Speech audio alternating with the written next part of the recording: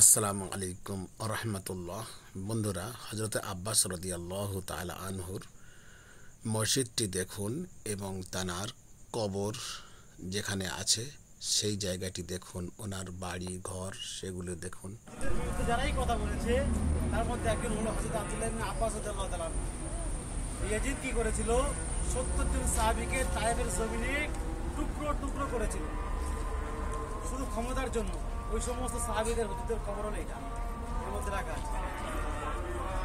এর সামনে যেটা দেখা পাচ্ছেন এটা হলো মসজিদ হযরত আব্দুল্লাহ ইবনে আব্বাস রাদিয়াল্লাহু তাআলা। ওনার নামকরণ নামেতে এটা দেওয়া হয়েছে। উনি ছিলেন কি?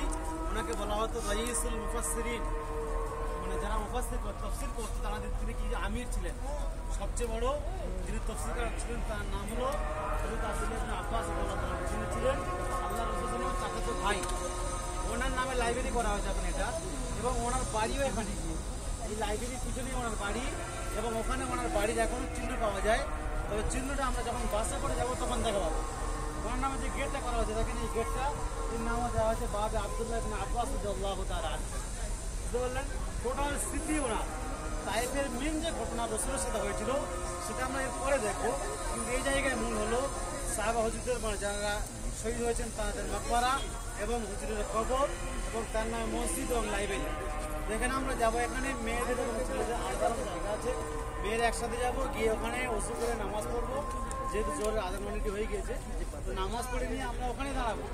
মেয়েদের যেখান থেকে ঢোকাচ্ছে ওখানেই আমরা দাঁড়াবো। পুরুষরা নামাজ পড়ে এসে আমরা ওই জায়গায় দাঁড়াবো, হুজুরের কবরের ধারে ওখানে দাঁড়িয়ে একটুখানি কবর জিয়ারত করবো। আমরা এখন যেদিক থেকে যাবো একটা জায়গা নির্দিষ্ট করে দেবো। মহিলা পুরুষ ওখান থেকে আলাদা হয়ে যাবে, আবার সবাই নামাজের পরে ওইখানে আসবে। ঠিক আছে?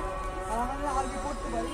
ওখানে দেখা যাক ওই জায়গাটা আছে মাকতাবাত আব্দুল্লাহ ইবনে আব্বাস।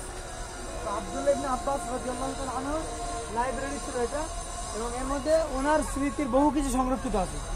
আগে ওই লাইব্রেরির দরজা পর্যন্ত যেতে দিত, কিন্তু এখন সেটাও বন্ধ করে দিয়েছে। এখন ওটাও যাওয়া সম্ভব হচ্ছে না। হ্যাঁ, এই তো বন্ধ, দেখতে পাচ্ছি। এখান থেকে তো যাওয়া